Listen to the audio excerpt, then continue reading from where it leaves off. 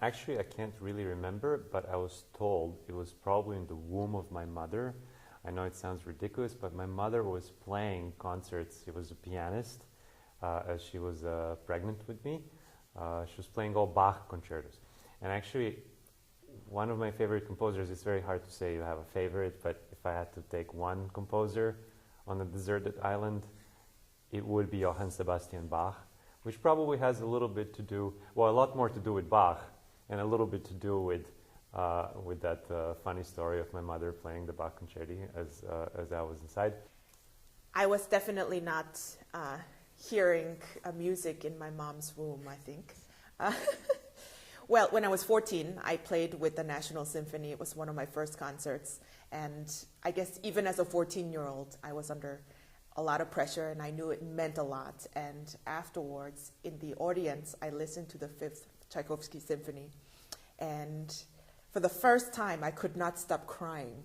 I just had so many tears just streaming down my face, and I had no idea why. And I remember my mom asking me, like, what's wrong with you?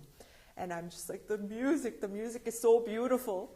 And I don't know why I'm crying, and I don't know what this is. And it was something very confusing at the time. But it really shocked me that something this powerful could just take me to a different place. And it brought out a side of me that I didn't know existed in me. So I think that's when I started to think, wow, this is something very powerful. And maybe one day I'd be able to deliver this kind of music for others.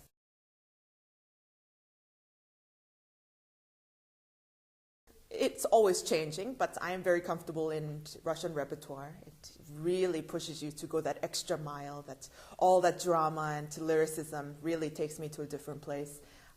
And just for myself, I play a lot of late Brahms, but I don't think it's all that very good. So I don't play for other people very often. When I'm not listening to classical music, playing classical music, I am an Eric Clapton fan. A lot of Eric Clapton over and over.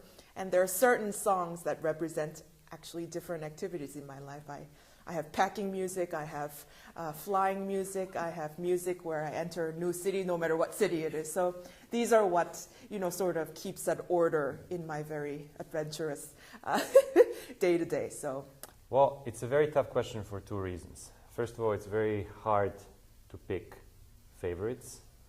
And second, I'm under the attitude that you should play classical pieces like they are contemporary and make them actually present. And you should play the contemporary pieces like they come from the past, that actually they do come from there. Just last Friday, I premiered a piece by my father. And also on the program was Mozart and Strauss, Also sprach Zarathustra. And it was actually a very good experience to have those two timelines juxtaposed and see how actually Mozart in the Sinfonia Concertante was more daring and more contemporary and more witty, don't tell this to my father, than even a later composer such as Strauss writing a huge poem, and a contemporary composer who wrote a piece this year that we're playing. And I talked to James Levine once, who was premiering a piece of Carter, and on the program was also Eroica.